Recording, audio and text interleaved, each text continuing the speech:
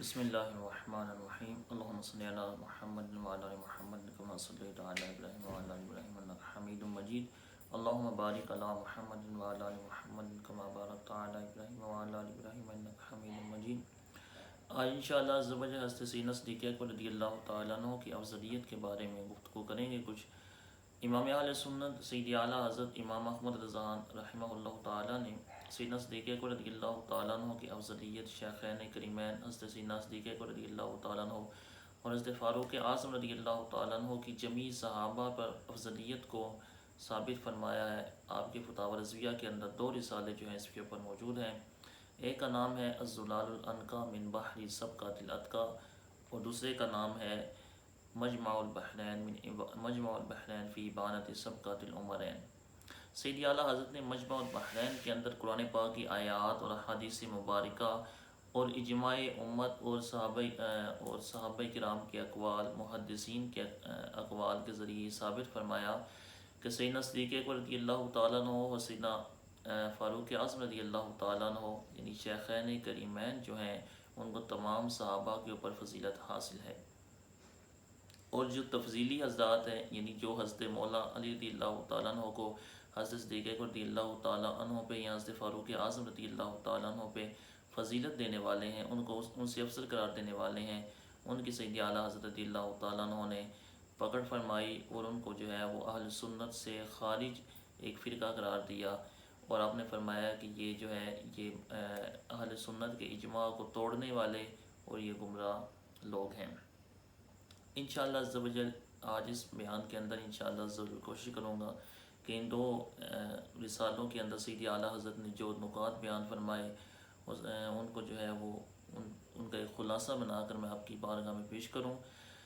مجمع البحرین کے اندر سید اعلیٰ حضرت نے قرآن پاک کی آیات کریمہ جن سے استدلال کیا، ان میں سے پہلی آیت ہے وَسَيُجَنَّبُهَا الْأَتْقَى الَّذِي يُؤْتِي مَالَهُ يَتَزَكَّى وَمَا لِأَحَدٍ عِندَهُ مِن نِعْمَةٍ تُجْزَىٰ۔ سید اعلیٰ حضرت رضی اللہ تعالیٰ عنہ نے اس پر اس طرح استدلال کیا، کیا فرماتے ہیں کہ اللہ عز و جل فرما رہا ہے کہ ان قریب بہت دور رکھا جائے گا وہ سب سے بڑا متقی، ان قریب دور رکھا جائے گا وہ سب سے بڑا متقی۔ الاتقا جو ہے یہ اس میں تفضیل کا صیغہ ہے، اور اس میں تفضیل اس صیغوں کو کہتے ہیں کہ جس میں جو ہے وہ دوسرے کے مقابلے کے اندر جو ہے وہ معنی کی زیادتی پائی جائے، یعنی کسی کے مقابلے کے اندر جو ہے وہ فضیلت کو ثابت کرنا۔ فرمایا کہ وہ سب سے بڑا متقی بہت دور رکھا جائے گا، الذی یؤتی مالہ یتزکا، کہ وہ جو اپنے مال کو اللہ کی راہ میں دیتا ہے کہ یتزکا کہ وہ پاک ہو جائے، وما لأحد عنده من نعمۃ تجزیٰ، اور اس پر جو ہے وہ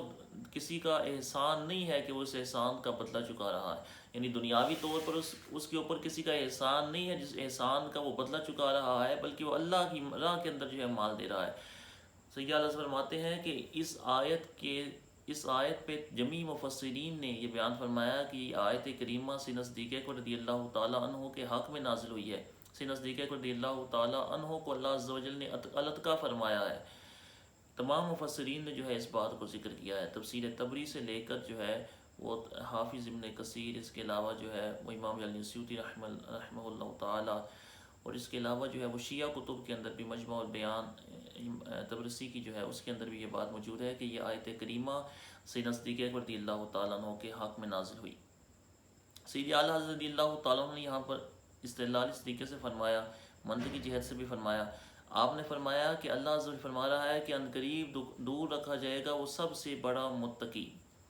اور متقی کے بارے میں فرمایا کہ ان اکرمکم عند اللہ اتقاکم، تو اس کا یہ قیاس اقترانی کی شکل اول جو ہے اعلیٰ حضرت نے اس کے ذریعے نتیجہ نکالا ہے۔ آپ فرماتے ہیں کہ یہ قیاس اقترانی کی شکل اول میں اگر لے جایا جائے تو یہ بنتا ہے کہ سیدنا صدیق اکبر رضی اللہ تعالیٰ عنہ اتقا ہیں، آپ سیدنا صدیق اکبر اتقا ہیں، یہ قیاس اقترانی کی شکل اول کا صغرا ہو گیا، اور اس کا کبرا آئے گا کہ ان اکرمکم عند اللہ اتقاکم، اور سیدنا صدیق اکبر رضی اللہ تعالیٰ عنہ اتقا ہیں، اور ہر اتقا جو ہے وہ اکرم عند اللہ ہے، کیونکہ اللہ تعالیٰ فرما رہا ہے کہ تم میں اللہ کے نزدیک سب سے زیادہ عزت والا وہ ہے جو تم میں سب سے زیادہ پرہیزگار ہے۔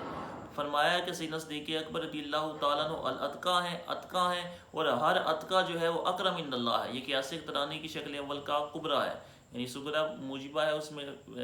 صغرا جو ہے اس کا موجبہ ہونا، اس میں بالفعل کی قید ہونا، اور کبریٰ کا کلیہ ہونا یہ قیاس اقترانی کی شکل اول کے لیے ضروری ہے،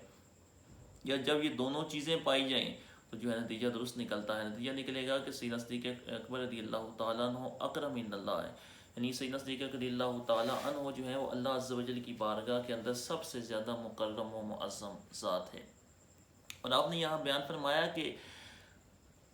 جو اہل سنت کے نزدیک جو فضیلت کا معنی یہ ہے کہ اہل سنت فضیلت اس چیز کو قرار دیتے ہیں کہ اللہ عز و جل کی بارگاہ کے اندر مقام قرب کس کو زیادہ نصیب ہے۔ جس کو اللہ عز و جل کی بارگاہ کے اندر مقام قرب زیادہ نصیب ہے اس کو ہم جو ہے وہ افضل قرار دیتے ہیں۔ ہم اگر سیدنا صدیق رضی اللہ تعالیٰ عنہ کی افضلیت کے قائل ہیں تو اس کا مطلب ہے کہ سیدنا صدیق رضی اللہ تعالیٰ عنہ کو مقام قرب جو ہے وہ باقی صحابہ کی بنسبت اللہ عز و جل کی بارگاہ کے اندر جو ہے مقام قرب زیادہ نصیب ہے۔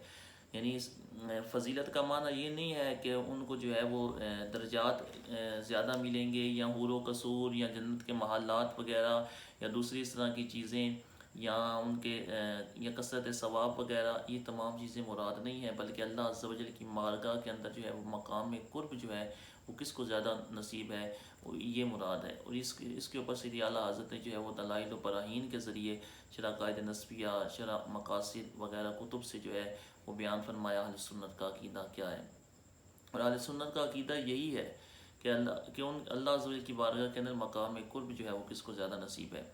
اس کے علاوہ سیدی اعلیٰ حضرت رحمۃ اللہ تعالیٰ نے اس کو قیاس استثنائی کے اندر لے جا کر جو ہے وہ یہ نکالا ہے۔ قیاس استثنائی میں چونکہ جو ہے وہ پہلا قضیہ شرطیہ ہوتا ہے اور عین مقدم کا استثناء کیا جائے یا عین تعالی آتا ہے، اور نقیض مقدم کا استثناء کیا جائے نقیض تعالی آتا ہے، تو سیدنا صدیق اکبر رضی اللہ تعالیٰ عنہ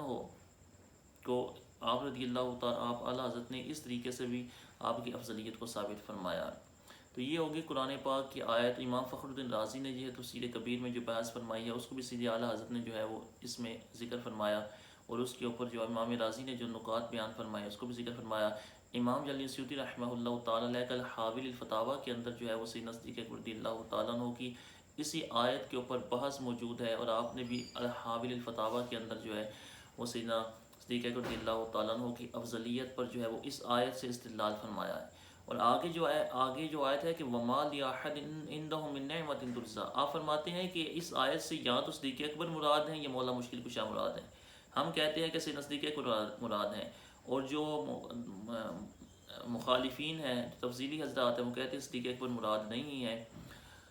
اور آپ فرماتے ہیں کہ اگر صدیق اکبر مراد نہیں ہے تو پھر مولا مشکل کشا مراد ہوں گے، حضرت مولا مرتضیٰ مراد ہوں گے۔ آپ فرماتے ہیں مولا مشکل کشا مولا مرتضیٰ رضی اللہ تعالیٰ عنہ مراد نہیں ہو سکتے، کیونکہ اللہ عز و جل فرما رہا ہے کہ وَمَا لِأَحَدٍ عِندَهُ مِن نِعْمَةٍ تُجْزَىٰ، اس پر دنیا میں کسی کا احسان نہیں ہے کہ اس کا بدلہ چکا رہا ہے۔ آپ فرماتے ہیں کہ یہ بات امام سیوطی نے بھی ذکر فرمائی کہ آپ فرماتے ہیں کہ اللہ کے محبوب علیہ السلام کے سیدنا مولا مشکل کشا رضی اللہ تعالیٰ عنہ پر دنیاوی احسانات بھی کثیر ہیں، دنیاوی احسانات بھی بہت زیادہ ہیں۔ تو اس لحاظ سے یہ آیت جو ہے حضرت مولا مشکل کشا رضی اللہ تعالیٰ عنہ پر فٹ نہیں آ رہی کہ وہ اللہ سے فرما رہا ہے کہ اس کا دنیا کے اندر کسی پہ اس پر کسی کا احسان ہی نہیں ہے کہ جس کا وہ بدلہ دے رہا ہے۔ وَمَا لِأَحَدٍ عِندَهُ مِن نِعْمَةٍ تُجْزَىٰ، اللہ کے محبوب علیہ السلام کی بچپن سے لے کر جو ہے وہ ساری عمر جو ہے اللہ کے محبوب جوانی تک جو ہے سیدنا مولا مشکل کشا رضی اللہ تعالیٰ عنہ حضور علیہ السلام کی بارگاہ کے اندر ہی تو آپ نے پرورش پائی ہے، حضور علیہ السلام کی خدمت میں ہی تو رہے ہیں۔ تو آپ رضی اللہ امام سیوطی نے بھی اس بات کو ذکر فرمایا کہ یہاں مراد آپ نہیں ہو سکتے۔ اور اس کے بعد جو ہے وہ احادیث قریب مبارکہ کے جن احادیث کے اندر اللہ کے محبوب علیہ السلام نے جو ہے حضرت صدیق اکبر رضی اللہ تعالیٰ عنہ کی افضلیت کو بیان فرمایا، ان احادیث کو سیدی اعلیٰ حضرت نے ذکر فرمایا۔ میں چند احادیث ذکر کرتا ہوں۔ بخاری شریف کے اندر چند روایتیں موجود ہیں۔ بخاری شریف کے اندر حضرت محمد بن حنفیہ رضی اللہ تعالیٰ عنہ کی روایت موجود ہے کہ حضرت محمد بن حنفیہ جو حضرت مولا مشکل کشا رضی اللہ تعالیٰ عنہ کے بیٹے ہیں، انہوں نے اپنے والد حضرت مولا مشکل کشا مولا علی المرتضیٰ سے پوچھا کہ اے میرے والد، اللہ کے رسول صلی اللہ علیہ وسلم کے بعد سب سے افضل ہستی کون سی ہے؟ تو آپ نے فرمایا کہ ابو بکر، وقال ابو بکر، تو انہوں نے عرض کی کہ اے میرے والد، ابو بکر کے بعد کون سی ہستی ہے اللہ کے رسول صلی اللہ علیہ وسلم کے بعد سب سے افضل؟ تو آپ نے فرمایا عمر۔ تو حضرت محمد بن حنفیہ فرماتے ہیں ثم خشیت ان یقول عثمان، تو آپ نے فرماتے ہیں کہ پھر مجھے یہ خوف لاحق ہوا، مجھے یہ ڈر ہوا کہ شاید اب حضرت عثمان غنی رضی اللہ تعالیٰ عنہ کا نام لے لیں گے آپ۔ تو آپ فرماتے ہیں میں نے کہا ثم انت، کہ پھر تو آپ کی باری ہے نا حضرت عمر کے بعد۔ آپ نے فرمایا ما انا الا رجل من المسلمین، آپ نے فرمایا نہیں محمد بن حنفیہ، میں تو ایک عام صاحب، میں تو ایک مسلمانوں میں سے ایک عام مرد ہوں۔ یہاں سے سینہ مولا مشکل کشا رضی اللہ تعالیٰ عنہ کی عاجزی انکساری بھی ظاہر ہوتی ہے کہ آپ رضی اللہ تعالیٰ عنہ جو ہیں وہ اللہ عز و جل کی بارگاہ کے اندر اتنا بڑا مقام رکھتے ہیں، اور آپ عاجزی و انکساری بھی فرما رہے ہیں کہ میں تو مسلمانوں میں سے ایک عام مرد ہوں۔ اس کے علاوہ بخاری شریف کی روایت کہ ایک عورت اللہ کے محبوب علیہ السلام کی بارگاہ کے اندر حاضر ہوئی اور اس نے آ کے جو ہے ایک مسئلہ دریافت کیا، تو اللہ کے رسول صلی اللہ علیہ وسلم نے ارشاد فرمایا کہ پھر آنا۔ تو اس نے عرض کی کہ یا رسول اللہ صلی اللہ علیہ وسلم اگر میں آؤں اور آپ کو نہ پاؤں، یعنی آپ موجود نہ ہوں، یعنی اس کی مراد یہ تھی کہ یا رسول اللہ صلی اللہ علیہ وسلم اگر آپ وصال فرما گئے ہوں تو پھر میں کیا کروں؟ سرکار صلی اللہ علیہ وسلم نے ارشاد فرمایا کہ ان لم تجدنی فاتی ابا بکر، کہ اگر تو مجھے نہ پائے تو پھر ابو بکر کے پاس جانا۔ یہ بخاری شریف کے اندر روایت موجود ہے، اور یہ روایت جو ہے حضرت صدیق اکبر رضی اللہ تعالیٰ عنہ کے بارے میں مشکوٰۃ شریف کے اندر بھی موجود ہے۔ اس کے علاوہ بھی کافی ساری کتب کے اندر روایت موجود ہے کہ ما طلعت الشمس ولا غربت علی احد افضل من ابی بکر الا یکون نبیا، کہ کوئی بھی چیز ایسی نہیں ہے جس پر سورج طلوع یا غروب ہوا ہو اور وہ ابو بکر سے افضل ہو، فرمایا لیکن ابو بکر نبی نہیں ہے۔ تو یہ احادیث مبارکہ جو ہے سیدی اعلیٰ حضرت نے ذکر فرما کے ان سے بھی استدلال فرمایا کہ اس احادیث سے مبارکہ سے بھی ثابت ہوتا ہے کہ سیدنا صدیق اکبر رضی اللہ تعالیٰ عنہ جو ہیں وہ اللہ کے محبوب علیہ السلام کی بارگاہ کے اندر ان کا ایسا مقام قرب نصیب ہے کہ انبیاء کرام کے بعد جو ہے وہ سیدنا صدیق اکبر رضی اللہ تعالیٰ عنہ سب سے افضل ہستی ہیں۔